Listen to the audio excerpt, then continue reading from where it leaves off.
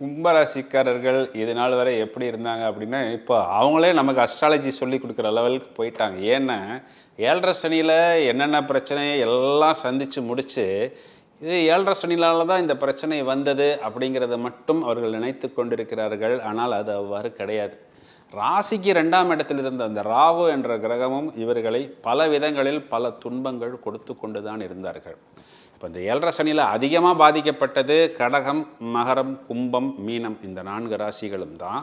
இதில் ராசிக்கு 2ஆம் இடத்தில் இருந்த ராகு என்பவர் இவர்களை தனம், குடும்பம், வாக்கு, அதாவது கொடுத்த வாக்கை காப்பாற்ற முடியாத ஒரு சூழ்நிலை, அந்த மாதிரி பணப்புழக்கம் இதெல்லாம் அவர்களை போட்டு நசுக்கி விட்டுட்டாரு. ராசிக்கு 4ல் இருந்த குரு அர்த்தாஷ்டம குருவா இவங்களுக்கு நிறைய தோல்வி அவமானத்தை கொடுத்துட்டாரு. இந்த பக்கத்தில் 8ஆம் இடத்துல இருந்த கேது. ஸோ ஒரு மனுஷனை ஒரு டான் வந்து அடித்தாலே தாங்க முடியாது. ஒரு நேரத்தில் 4 டான் சேர்ந்து அடித்தா என்ன பண்ண முடியும்? டோட்டலாக பேக்கப்புன்னு சொல்லுவோம் தெரியுங்களா? அந்த மாதிரி ஒரு எக்ஸ்ட்ரீம் சிச்சுவேஷனில் இருக்கக்கூடியது கும்பராசி.